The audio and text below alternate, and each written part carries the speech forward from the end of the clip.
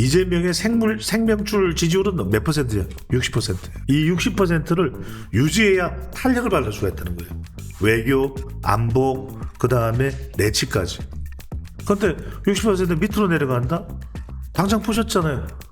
오광수 전 민정수석을 낙마시킨 것은 보수가 낙마시킨 게 아니에요. 지금 또 하나 우려가 되는 게 김민석 국무총리 후보자예요. 어떻게 보세요?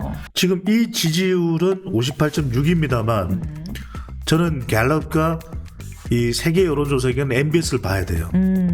왜냐하면 ARS 조사도 정확하지만 적극 지지 당신이 결집하는 성격이 있단 말이에요. 전화 면접 조사에서 김민석 국무총리 후보자 관련된 부분이 영향을 받느냐, 그것도 중도가 한국 갤럽에서 중도에서 국무총리 후보자에 대해서 타당하냐 타당하지 않느냐, 중도가 썩 좋지 않아요.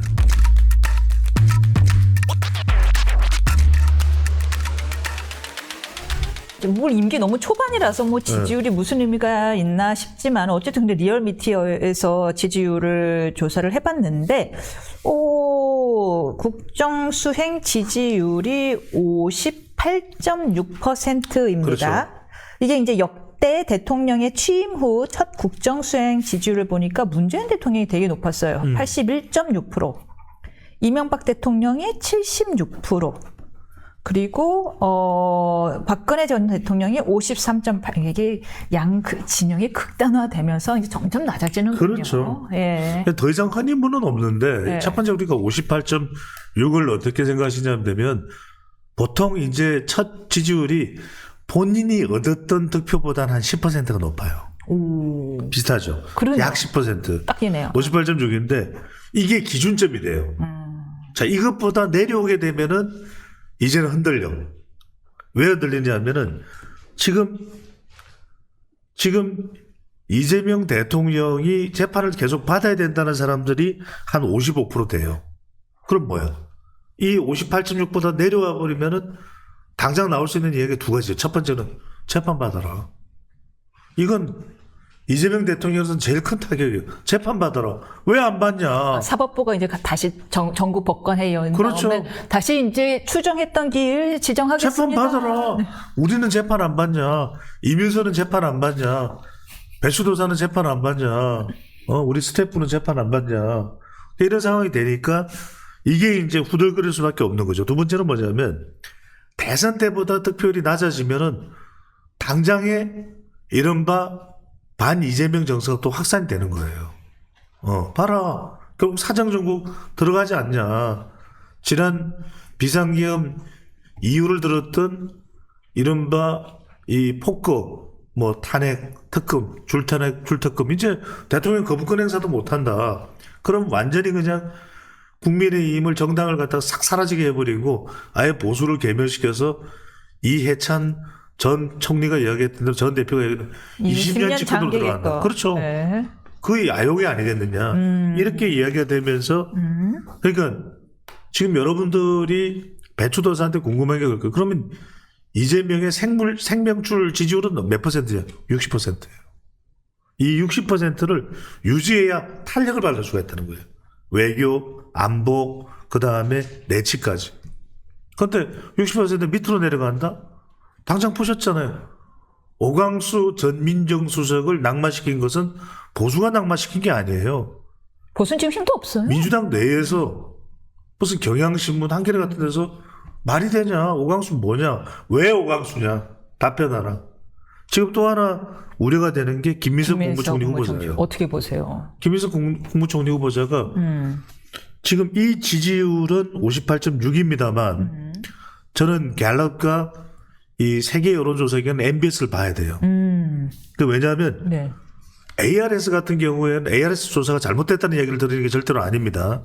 이런 이야기하면 고소를 해요. 그래서 ARS 조사도 정확하지만 네. 좀 이렇게 적극 지지 당신이 결집하는 성격이 있단 말이에요.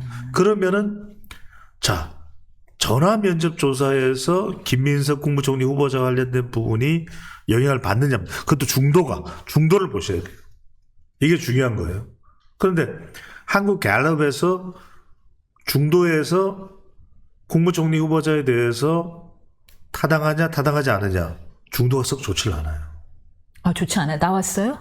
지난주에. 아. 지난주 금요일 조사에 나왔어요. 아, 예. 근데 그때 그 금요일 조사에서는 이런 논란, 아빠 찬스와 정치 자금, 이 의혹이 포함되지 않은 거예요. 그러니까 포함됐을 때. 그러면 뭐 때문에도 적절하지 않다고 중도층이 본 거였어요. 그때는 뭐 반미, 미 대사관 그런 뭐 정과 이런 것 때문에. 그렇죠. 이제 호감도가 가는 건 아니죠. 그러니까 49가 긍정이고 부정이 23이에요. 예. 그런데 이게 포함됐을 때에 갤럽이 한 번 더 조사를 냈을 때 어떻게 되냐 이게 중요한 거예요. 저는 이게 만약에 저는 이재명 대통령이 철회는 안 할 거라고 봐요. 이걸 철회하면 뒷걸음질을 계속 치게 되는 거잖아요. 오광수 다음에 한 번 더 뒷걸음. 이거는 이재명 대통령도 받아들이기 힘들 거예요. 오케이. 지명처는. 예. 근데 문제는 여론이에요. 그러면 동반해서 여론이 안 좋아지는 거죠. 그러니까 지금은 전화면접 조사를 보실 필요 없어요. 전화면접 조사 1번, ARS 조사 틀렸다는 이야기 아니에요. 두 번째는 중도. 중도를 보고 세 번째는 호남. 호남에서 과연 어떻게, 호남이 정말 전폭적으로 밀어줬잖아요. 거의 90% 투표를 했잖아요. 그러면 그들이 봤을 때, 야, 우리 호남에도 좋은 사람 많은데 왜 호남 총리 안 시키냐. 그럴 수 있단 말이에요. 충분히 가능하죠. 그렇죠. 거기다가 김민석 후보자가 이걸 털어내면 또 다른 이야기예요.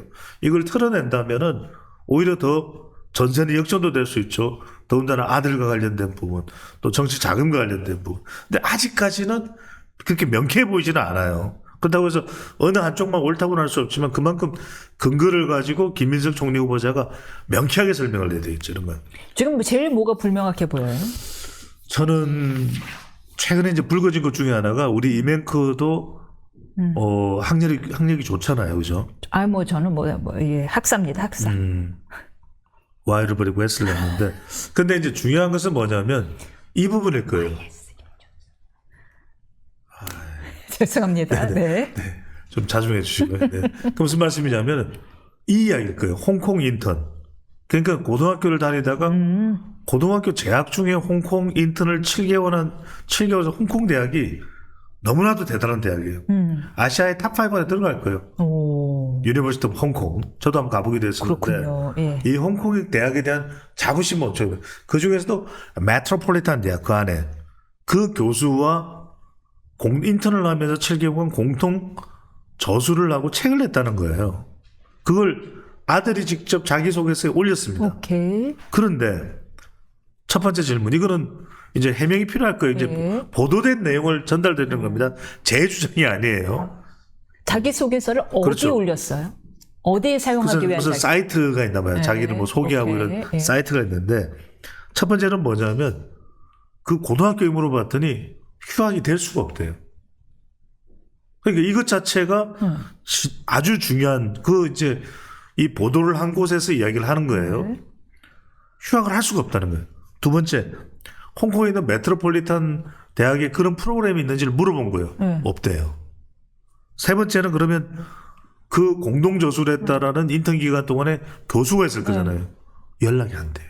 허위 이력이라는 거예요? 아니, 그걸 해명을 해야 되겠죠. 이건 굉장히 치명적인 이야기거든요. 왜냐하면 7개월간 휴학을 하고 홍콩 대학에서 인턴을 하면서 저술을 해서 공동 출간을 했다는 것인데 고등학교에서는 휴학이 안 된다고 이야기하고 있고 그리고 그 대학에는 메트로폴리탄 홍콩 대학 안에 있는 뭐 학부 대학이든 어떤 프로그램이 있는 대학이죠.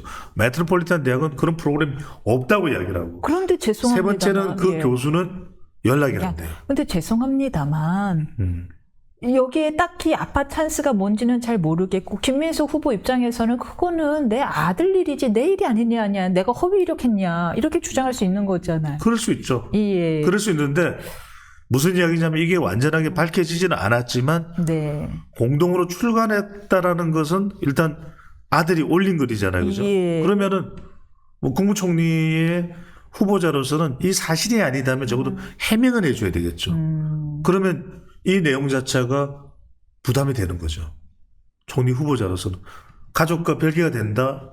쉽지는 않을 거예요. 또 하나가 뭐냐면 이 아들과 관련된 논란이 상당히 곤혹스러운 건 대통령도 아들이 있거든요. 결혼식도 올렸습니다. 자꾸 아들 얘기가 나오네요. 그렇죠. 이게 너무 싫은 거예요. 왜냐하면 그러면 이야기가 또 소환되잖아요. 그러면 또 이준석 의원은 방송에 나와서 내 말 맞잖아요. 내가 그렇다고 했잖아요. 이렇게 또 이야기가 나옵니다. 그러니까 이것 자체가 상당히 부담스러운 거죠. 근데 대통령으로서는 오광수 철회 이후에 또 철회를 한다. 사실은 그건 자진 사퇴이긴 했지만 그 부담스러운 거죠. 그러니까 빨리 김민석 후보자가 이런 부분들을 방금 전에 이명크 말씀하신 대로 명쾌하게 이게 나하고 어떤 관련성이 있느냐 없느냐 또 그건 사실이다 아니다를 명확하게 해명해야 되겠죠. 사실이면 또 사실인 대로 그건 여차저차 돼서 사실이니까 그건 뭐 죄송하다라든지 국민들에게 양해를 구한다든지 이런 게 분명히 있어야 되겠죠. 정당 해산을 민주당 일각에서 추진하고 있는데 현재 법으로는 정당 해산 요건이 안 된다는 것을 스스로들 알고 있다 보니까 정당법 개정까지 해서 하려고 합니다. 그러니까 내란 외환죄로 대통령이 탄핵되거나 형이 확정된 그 정당에 경우 대해서는 네. 해산 심판이 청구가 가능토록 하고 있다는 건데 어떻게 보시나요? 저는 뭐 위헌정당 심판 해산 청구 가능성 높지 않다. 결국은 안 할 거다. 왜냐하면 국민의힘을 다 없애버리겠다고 생각한다면 예. 오히려 더 큰 여론의 반발이겠죠. 그런 걸 굳이 그냥 그대로 이 상태로 두면은 아니 민주당은 두 가지잖아요. 3 특검 가지고서 조져도 되는 거고 이미 내부적으로 자중질환이야. 가만히 놔둬도 돼. 오히려 가만히 두면 반사이익은 더 많이 얻어요. 더군다나 지금 홍준표 전 대구시장이 내가 간다, 귀국하면 창당이다 이러고 있잖아요. 이른바 홍카콜라당이 만들어지면 더 좋아, 더 싸워. 가만히 놔두면 돼요.